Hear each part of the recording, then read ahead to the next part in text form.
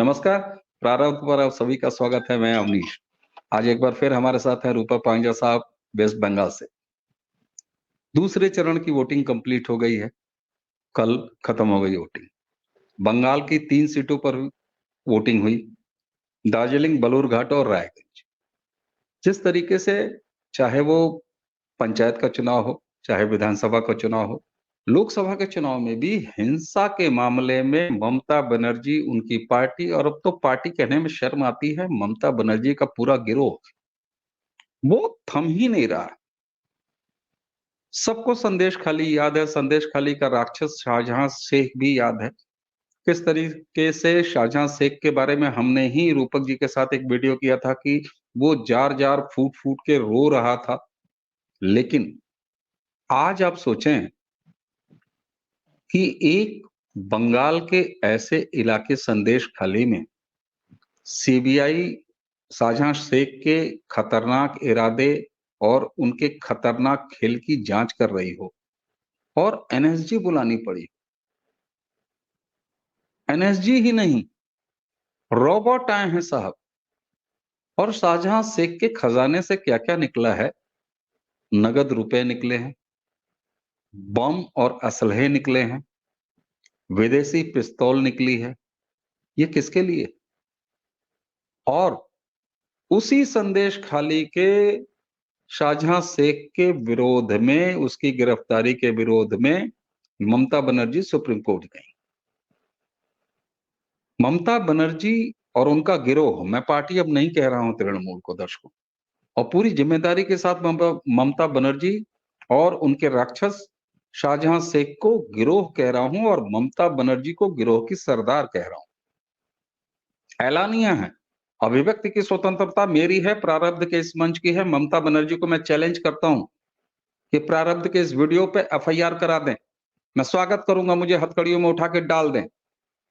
लेकिन आखिर लोकतंत्र का ये कौन सा नमूना है कि जहां पर एनएसजी आ रही है, रॉबर्ट आ रहे हैं और ऐसी सनसनीखेज चीजें निकल रही हैं। किसके लिए इकट्ठा हुआ था ये सारा जखीरा? मैं दाद देता हूं अपने गेस्ट रूपक पांजा साहब का। आइए सबसे पहले स्वागत कर लेते हैं। रूपक जी, बहुत बहुत नमस्कार है, नमस्कार। स्वागत है आपका। आपको मेरे नमस्कार। जपो जय श्री राम। रूपक जी, आपके हिम्मत की मैं दाद देता हूं, आपके अभिव्यक्ति के स्वतंत्रता के धनी होने का मैं दाद देता हूं। हमारे प्रारब्ध के इस मंच के सारे दर्शक आपको हर कमेंट में ये बताते रहे हैं कि ऐसा जिंदा दिल आदमी वेस्ट बंगाल से अभिव्यक्ति की स्वतंत्रता नहीं जीता है। लेकिन साहब ये बताइए, जहां 3 सीटों पर वोटिंग हो रही हो, वहां एक तरफ इतना बड़ा जखीरा हो, रेखा पात्रा संदेश खाली की जो पीड़ित महिला है वो आज खुद एक उम्मीदवार है, ममता बनर्जी कहां तक जाना चाहती है? सबसे पहले तो कहना चाहूंगा, जो इलेक्शन आज 3 सीटों में हो रहा है, जिस सीट से मनोज टिग्गा जी खड़े हुए हैं, मनोज टिग्गा जी ने दावी किया है, भाजपा के ही कैंडिडेट है, कि उनके 35 बूथों में फिर से रीपोलिंग करना है। तो समझ लीजिए बंगाल का परिस्थिति किस तरफ जा रहा है। और रहा संदेश खाली का बात, तो हमने हमास का नाम सुना था, आईएसआईएस का नाम सुना था, और जो मजहब से जुड़ा हुआ है वही मजहब बंगाल का संदेश खाली में भी जुड़ा हुआ है। कनेक्शन एक है। देखिए, बंगाल में हो या पूरा भारतवर्ष में हो, यूपी बिहार में हो, हमारे यहाँ छोटा छोटा पेट्रोल बम हमारे यही का जो छोटे मोटे गुंडा है बना लेते हैं। लेकिन आज संदेश खाली में जिस तरीके का हथियार, जिस तरीके का बम वहां पर जब्त किया गया है, ये सोचने वाला बात है कि ये सारा चीज आया कहां से है। अगर ये चीज बंगाल तक पहुंच सकता है, पहले हम समझते थे कि पाकिस्तान का तरफ से मुंबई होके समंदर पार करके बॉर्डर तरफ से ये सब सारी चीज भारत के अंदर घुस के बहुत सा तबाही हम देख चुके थे। जो है कि भाजपा सरकार क्षमता के आने के बाद इस तरह का घटना अभी तक नहीं घटी है। लेकिन आज बंगाल में हमने क्या देखा? एक तरफ इलेक्शन चल रहा है और दूसरे तरफ एनएसजी। और बंगाल को कितना नीचे जाना पड़ेगा, आज ये मैं नहीं कर रहा हूं, मैं सारे सवेरे से फेसबुक स्क्रॉल कर रहा हूं, सबको सब कोई शर्मिंदगी में है कि और क्या चीज बंगाल को देखना पड़ेगा। अभी इलेक्शन का टाइम, छोटा मोटा हथियार नहीं मिला है। ये हथियार को, इस बम को रिफ्यूज करने के लिए ऑलरेडी इनको एक मशीन लाने पड़ा है जिसका नाम है कैलिबर रोबोट, जो अपने आप जाता है 150 या 200 मीटर तक, ये ऑटोमेटिक रिमोट में काम करता है। समझ सकते हैं, हमने सुना भी नहीं था कैलिबर रोबोट के बारे में, जो बंगाल के इस शेख शाहजहां के लिए और इस ममता बेगम के लिए आज देख भी लिया और नाम भी सुन लिया। हमने तो पहले सोचता था कि रोबोट सिर्फ चांद में भेजा जाता है, लेकिन ये तो चपटे दुनिया वाले, और ये ममता बेगम के नेतृत्व में जिस बंगाल में हम लोग रह रहे हैं, पता नहीं किस दिन ये पूरा बंगाल को ही चांद बना दे, मतलब एकदम पूरा प्लेन कर दे, पता ही नहीं चलेगा। एक बात सही है कि हम लोग जो रह रहे हैं ना, बारूद का पहाड़ में हम लोग बैठे हुए हैं। हम लोग को किसी को पता नहीं कि कब दम करके फट जाएगा। बहुत बहुत सारा विस्फोटक हम देख चुके बंगाल में आज से 3 महीना पहले। बहुत सारे जो है इन लोगों का साइंटिस्ट 72 हुर के पास पहुंच चुके हैं। और ये तो ये स्लीपर डॉग भी लाना पड़ा है, क्योंकि ये तो सिर्फ एक घर से ही मिला। मुझे जितना दूर खबर है, ये हाफिजुल खां बोल के किसी का है, शाहजहां का ही क्लोज है, उनका घर से मिला है। और ये जो स्लीपर डॉग लाए गए हैं, मतलब अभी भी शक है कि कहीं ना कहीं और बम और पिस्तौल रखा गया है। बात ये नहीं है कि कहां किसका घर से मिल रहा, ये आया कहां से। मैं और एक वीडियो देख रहा था कुछ दिन पहले, एक कॉलेज का कुछ छात्राएं हैं और सामने कोई आईपीएस ऑफिसर खड़ा है, शायद आपने भी देखा होगा। तो आईपीएस अपना परिचय दे रहा था कि बच्चों को किस तरह से बड़ा होना चाहिए, अब पढ़ाई पढ़ लिख के किस तरह का काम होना चाहिए। तो एक लड़का वहां पर उठा है, तो जिंदा दिल लड़का, उसको सैल्यूट करने का मन करता है। ठीक है, वो बोला कि देखिए, ये जो हमारे जो स्टूडेंट लोग हैं फर्स्ट ईयर सेकेंड ईयर में आते हैं, तो आपका पुलिस जब तक ट्रैक नहीं कर पाता, ये फर्स्ट ईयर सेकेंड ईयर का लड़का ट्रैक कर लेता है कि यहाँ गांजा का दुकान कहाँ है और यहाँ ड्रग्स कहाँ मिलता है। तो आपसे तो अच्छा हमारा स्टूडेंट है। और एक गांजा को कारोबारी को अब अरेस्ट ढूंढते ढूंढते ढूंढते ढूंढते आप लोग पागल हो जाते हैं, और पता चलता है कि पुलिस चौकी को उल्टे तरफ ही गांजा मिलता है। तो मैं इसीलिए इस बात को यहां पर कहा कि अगर प्रशासन इसका साथ जुड़ा नहीं है तो ये संभव नहीं है। यहाँ का जितने भी बंगाल में आज ममता बनर्जी के साथ जितने आईपीएस खड़ा है, ऑल आर करप्टेड है। सबसे पहले इन लोगों के सिर्फ ममता बनर्जी और अभिषेक बनर्जी नहीं, इनके साथ इन सबको भी तैयार भेजना होगा, क्योंकि हम किसके पास जाएं। आज नारी शक्तियां आए हुए हैं तो प्रशासन पीछे हटा है, लेकिन इस तरह के हथियार के सामने कौन खड़ा होगा, किसका हिम्मत होगा इस तरह का हथियार के पास खड़ा होने का। और मुझे अजीब लग रहा है कि अभी तक बंगाल के जो सो कॉल्ड बुद्धिजीवी हैं, उनके तो हाथ में मोमबत्ती बूझ गए हैं। उनका मोमबत्ती हाथ में है ही नहीं, अब उसको लग रहा है कि खरीद के देना है। और रहेगा भी कहां से, ये जो सो कॉल्ड बुद्धिजीवी है, कहीं ना कहीं कम्युनिज्म का थ्रू ही इनका पेट चलता है, तो ये तो चुप रहेंगे ही। और कम्युनिज्म और टीएमसी का रिलेशन क्या है, ये अब नया करके बताने का कुछ नहीं है, ये पूरा बंगाल का जनता जानता है। आप सोच सकते हैं यहाँ पर एक पार्टी है कम्युनिज्म का, एसयूसीआई, इनको ना खाने का पैसा नहीं है, ठीक से चलने का ढंग ढंग से पहनने का पैसा नहीं है, और ये 42 सीट में कैंडिडेट दिए हैं बंगाल में। ये फंडिंग कहां से आ रहा है? ये फंडिंग ये शेख शाहजहां जैसे आदमी लोग कर रहे हैं, सिर्फ भारतीय जनता पार्टी को रोकने के लिए। ये ममता बेगम का नेतृत्व में कम्युनिज्म का पैसा के सहारे बंगाल को सिर्फ बांग्लादेश बना के ही शांति नहीं मिलेगा, इसको इराक और ईरान बना देगा। जो लग रहा है कि यहाँ पर कुछ बचेगा ही नहीं, जो हाल आज पाकिस्तान का और अफगानिस्तान का है उससे भी बदतर कर देगा ये ममता बेगम बंगाल का। ठीक बात है। इसी बीच में आप देखिए कितनी दुखद बात है कि पूर्व मेदिनीपुर में एक भारतीय जनता पार्टी के कार्यकर्ता की लाश फंदे से लटकती हुई पाई जाती है। एक तरफ 3 सीटों पर मतदान चल रहा है, दूसरी तरफ भारतीय जनता पार्टी के कार्यकर्ताओं की हत्या की जा रही है।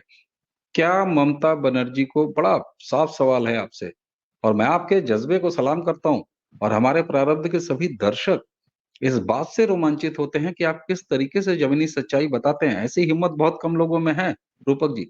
मैं आपसे बता रहा हूं, मैंने बहुत प्रयास किया था इससे पहले प्रारब्ध के इस मंच पर, क्योंकि मैं चाहता हूं कि जब जहां की बात करूं वहां के गेस्ट से बात करूं। नहीं तैयार हुए, मैं आज कहता हूं, नहीं तैयार होते थे लोग। बड़ी मैंने प्रयास किया, लेकिन जरा एक चीज बताइएगा, क्या ममता बनर्जी को इस बात का एहसास हो गया है कि 4 जून के बाद ममता बनर्जी, उसके क्रिमिनल भतीजे अभिषेक बनर्जी और ममता बनर्जी की जरायम पॉलिटिक्स, मैं जरायम पॉलिटिक्स कह रहा हूं, क्रिमिनल पॉलिटिक्स, उसका अंत होने वाला है। और ये सिर्फ उसी तरह की फड़फड़ाहट है कि जैसे जब बिल्कुल जान जाने वाली होती है, सब कुछ लूटने वाला होता है, तो उसके बाद कुछ भी किया जा सकता है। क्या ममता बनर्जी को इस बात का एहसास हो गया है? उसके आगे मैं एक बड़ी महत्वपूर्ण बात करूंगा, जरा ममता बनर्जी के बारे में बताइए। देखिए, ममता बनर्जी का जब पॉलिटिकल करियर स्टार्ट हुआ था, हो सकते कि हम लोग छोटे थे, लेकिन सोशल मीडिया के जमाने में आज का डेट में पुराना इतिहास जानना कोई बड़ा बात नहीं है। ममता बनर्जी जिसके अगेंस्ट में पहली बार खड़े होके जीते थे, वो शायद हमारे लोकसभा के अध्यक्ष भी रह चुके थे, सोमनाथ चैटर्जी। सोमनाथ ठीक दा। है। हाँ। तो उनके अगेंस्ट में भी किस तरह का भाषा का व्यवहार किया था, तो ये हम लोग सब देख चुके हैं। और एक समय था, इन रिफ्यूजियों के अगेंस्ट में ममता बनर्जी स्पीकर की तरफ कागज भी फेंके थे कि ये जो रिफ्यूजी है, ये बंगाल नहीं भारत के लिए क्षतिकारक है, हानिकारक है। लेकिन क्षमता को हजम करना ये सबकी बात बस की बात नहीं है। मैं एकदम मैंने ग्राउंड लेवल वाला आपको एग्जांपल देता हूँ, ग्राउंड लेवल वाला एग्जांपल, मतलब एकदम घटिया भाषा में बोलता हूँ आपको। दारू पी के हजम करने का अगर क्वालिटी नहीं है, कोई 1-2 लीटर पी के भी गाड़ी चला के चला जाता है, कोई 5 रुपए के पी के भी रास्ता में लेटते रहता है। तो ये जो पावर है ना, ये पावर सबको हजम नहीं होता है। हमने देखा है कि बहुत सारा साधु सन्यासी को देखते हैं कि पागल हो जाता है, जटाएं रहती हैं, किससे बातें करते रहती हैं। ये क्या, ये पागल नहीं हुए हैं, ये एक मंत्र जाप से अपने आप को जो काबिल बना रहे थे, तो क्षमता को हजम नहीं कर पाया, तो इसका माइंड डाइवर्ट हो गया। तो ममता बनर्जी का हालत अभी ऐसा ही है कुछ, ये क्षमता को हजम नहीं कर पा रहा कि इसको मैं यूटिलाइज कैसे करूं। एक आदमी का अगर आप 10 रुपया देंगे तो सारा दिन में खर्चा नहीं कर पाएगा। 10 रुपया खर्चा करने का उसको पता नहीं किस जगह में खर्चा करे। और एक आदमी ऐसा होता है जो 10 करोड़ खर्चा कर देता है कि उसको पता है कि किस किस जगह में देना है। तो एक बात है कि ममता बनर्जी को पावर को किस तरह से यूटिलाइज करना है ये जानता नहीं है। और इसका सबसे बड़ा सिरदर्द है इनका कोयला चोर भतीजा अभिषेक बनर्जी, जिसके बारे में जितना कम कहा जाए। हम तो सिर्फ पार्थो को बारे में कहते हैं, हमारे पास प्रूफ नहीं है, फिर भी मैं कैमरे के सामने कहता हूं ये अभिषेक पार्थो से भी बड़ा चरित्रहीन है। ठीक से अगर खबर लगाएंगे तो हो सके तो इस वीडियो को देखने के बाद हमारे अगेंस्ट में केस हो। लेकिन मैं कह रहा हूं, ये बात मेरा नहीं है, यहाँ का लोकल जो पुलिस ऑफिसर वगैरह हैं, जो आईपीएस वगैरह हैं, जो यहाँ का सिविक वॉलंटियर हैं, जो उनको देते थे इस तरह सामान, बोलने में शर्म आता है। तो आप इस तरह का व्यक्ति से क्या आशा कर सकते हैं कि बंगाल तथा समाज का कुछ अच्छा काम हो सकता है। तो मेन मुद्दा है, अब जनता को समझना होगा कि ये पहली बार नहीं है। बंगाल में हमास आईएसआईएस से भी बढ़कर जो शक्तियां हैं घुस चुका है बंगाल के माध्यम से। ये बंगाल की तरह से एंट्री करके पूरा भारत वर्ष को खत्म करना चाह रहा है। और ये समझ नहीं पा रहा कुछ बुर्बक आदमी जो बैठे हुए हैं विपक्ष में कि आप भाई मोदी का विरोध करते करते कब देश विरोध हो जा रहे, आपको पता ही नहीं चल रहा। बिल्कुल, 2014 से रूपक भाई ये सिलसिला इस देश के विपक्ष के साथ लगातार चल रहा है कि वो भारतीय जनता पार्टी, प्रधानमंत्री और उनके नेताओं का, उनकी पार्टी का, उनकी विचारधारा का विरोध करते करते कब भारत के खिलाफ खड़े हो जाते हैं। लेकिन इस सबके बीच में फिर एक बार कहूंगा, हम ही ने आपसे बात किया था, हम ही लोगों ने दर्शकों तक ये बात पहुंचाई थी कि फ्री एंड फेयर इलेक्शन हो, इसके लिए सेंट्रल फोर्सेस बहुत ज्यादा संख्या में अप्लाई की गई हैं। यहीं पर इन तमाम निराशाजनक तस्वीरों के सामने, जब मेदिनीपुर में इस तरह की हत्या हो रही है, जब बलूरघाट में इस तरह की हिंसा हो रही है, और जब शाहजहां शेख के जखीरे इतने तगड़े बरामद हो रहे हैं, क्या बंगाल की जनता इसे सकारात्मक तौर पर ले रही है कि कम से कम संदेश खाली का वो राक्षस रो रहा है? सीबीआई जांच, एनएसजी वहां पहुंची है, बमों के जखीरे, तमाम असलहे, पिस्तौल, गोला बारूद, रुपए खजाने ये पकड़े जा रहे हैं, ये सब भी हो रहा है। देखिए, राक्षस अपना काम करता रहेगा, लेकिन उसके खिलाफ लड़ाई भी साथ चल रही है। क्या ये बात बंगाल की जनता देख रही है? जैसे आपने कहा कि मैंने पहली बार रोबोट देखा कि बम के लिए आया है। डॉग जा रहे हैं वहां पे स्निफर, वो बम खोज रहे हैं, क्योंकि अभी भी आगे लगातार और कार्रवाइयां होने के नतीजे सामने आने वाले हैं। क्या बंगाल की जनता, वोटर इस बात को लेके एक सुरक्षा भाव में है कि हाँ, अब अगर हमने मतदान सही तरीके से किया, सही परिणाम आए, तो ये जो कुछ अभी हो रहा है, इसका सिलसिला आगे होगा और ममता बनर्जी और उनके गिरोह के आतंक से निजात मिलेगी बंगाल की जनता को। ये मैं पहले भी कह चुका था कि बंगाल का जो परिस्थिति है अभी इस्लामिक कंट्री जैसे हो गया है कि यहाँ पर ये सेंटर फोर्स आए हुए हैं तो हम डरे हुए रहेंगे विपक्ष वाले, इस तरह का माहौल यहाँ पर नहीं है। क्योंकि इसको पता है बढ़िया से, मतलब आर पार वाला अभी यहाँ पर काम चल रहा है। मतलब या तो डू और मरो या मारो। तो ये सोच किसका, इस्लामिक कंट्री वालों को ये सोच है। ये सोच इस 72 हुरों वालों को ही सोच है, ये सोच चपटा दुनिया वालों को ही सोच है, क्योंकि हम सनातन वाले कभी किसी को मारने के बारे में सोच ही नहीं सकते हैं। राजा राजा में भी युद्ध होता था, लेकिन वो युद्ध होता था क्षमता का परीक्षण के लिए, ना कि विपक्ष जो राजा हार गया, हिंदू राजा, उसको मार दो, उसको काट दो, उसके जो स्त्रियां हैं उसको जबरदस्ती करो, धर्षण करो। ये नहीं होता था। अगर आप जीत गए हैं तो हमारे एक राजा के लड़के के साथ हारी हुई राजा के लड़की की शादी होती थी, या उसी उसी दौरान अपने राज्य को सौंप दिया जाता था। इसका मतलब ये नहीं जो राजा हार गया उसको रानी को आप बदनाम करते थे। ये हमने कब देखा? ये मुगल आने के बाद हमने भारतवर्ष में देखा। तो इससे आप ज्यादा कुछ आशा नहीं कर सकते हैं। अब रहा भारत, पश्चिम बंगाल, तो भारतीयों की सोच है, जनता है, आम आदमी, इसको सोचना होगा कि आप अगर हथियार नहीं उठा सकते हैं, आप अगर ओपन नहीं आ सकते हैं, तो कम से कम भाई साहब अपना वोट तो सही जगह डालो। लड़ाई करने के लिए तो है वहां पर बैठा हुआ जो आपके लिए सोच रहा है, जो 15 साल एक प्रचारक रह चुके हैं और उसके बारे में नया तरीके से बताने के लिए कुछ है नहीं। तो अब अगर यहाँ का जनता नहीं समझेगा, तो इसमें देखिए भाई साहब, ना आप कुछ कर सकते हैं ना हम कुछ कर सकते हैं। हम तो अपने जगह से सारे काम कर रहे हैं, हमको पता है कि मेरा इसमें आगे चल के क्या हो सकता है। आपको भी पता है। जिसको पता नहीं है कि इससे भी खतरनाक परिस्थिति सामने आ सकता है, तो मैं आपसे, आपके चैनल के माध्यम से कहूंगा, हथियार उठाने के लिए मैं नहीं बोलूंगा, क्योंकि मैं सनातन धर्म से हूं। कम से कम अपना वोट का सही प्रयोग कीजिए। बिल्कुल ठीक बात है और निश्चित रूप से ममता बनर्जी और उनके गिरोह, दर्शक ध्यान दें, मैंने ममता बनर्जी और टीएमसी को पार्टी कहना बंद कर दिया है। मैं एकदम। ममता बनर्जी को एक गिरोह की सरदार कह रहा हूं, उसके नायब और उनके दुलारे। और मैं भारतीय सनातन संस्कृति में दामाद की क्या इज्जत होती है, मैं शाहजहां शेख को ममता बनर्जी के गिरोह का दामाद भी कह रहा हूं। अगर ऐसा नहीं होता तो आज ममता बनर्जी शाहजहां शेख के खिलाफ हो रही कार्रवाई के खिलाफ सुप्रीम कोर्ट नहीं जाती। ममता बनर्जी अपनी लड़ाई हार चुकी हैं।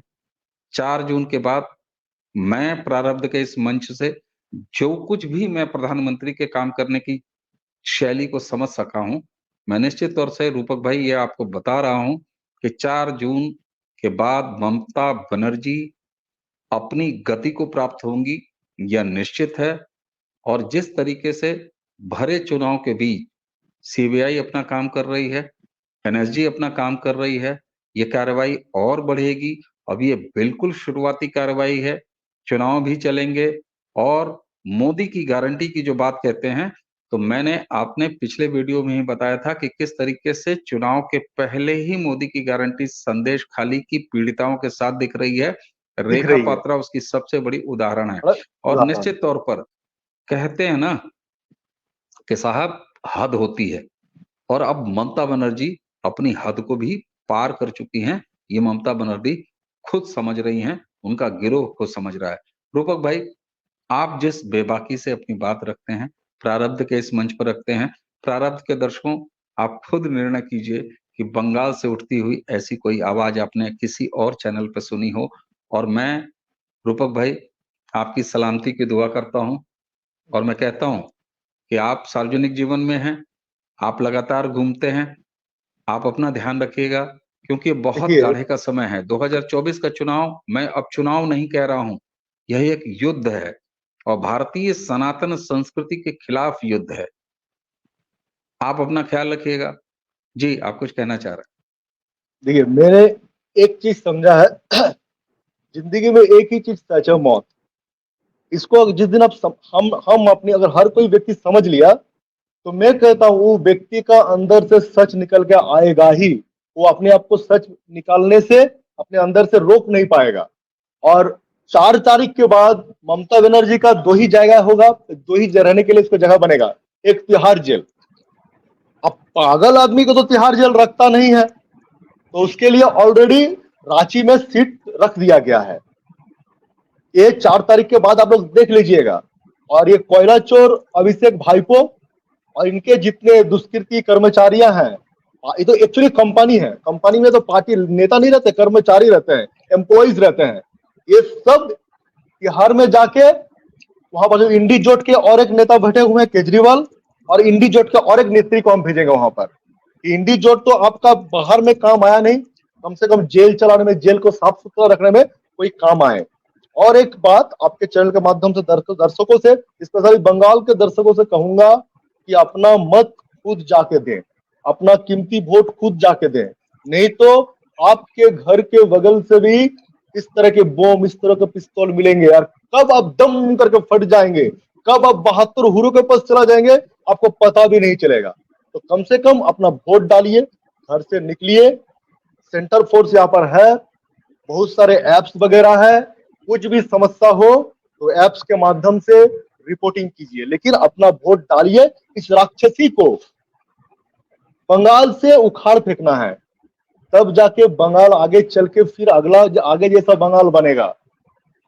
और आगे चल के ये बंगाल पूरा भारतवर्ष को अपना रास्ता दिखाएगा। बिल्कुल, बहुत बड़ी बात आपने कही रूपक जी। और दर्शकों, इसी के साथ सिर्फ एक चीज आप तक छोड़ के जाता हूं।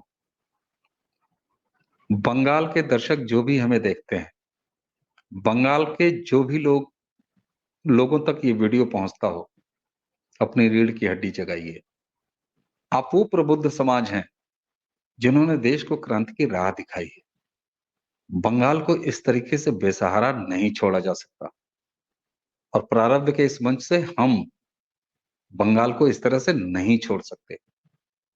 मेरा खुला चैलेंज है ममता बनर्जी को और उनके गिरोह को। मैं पार्टी कहना भूल चुका हूं, टीएमसी को।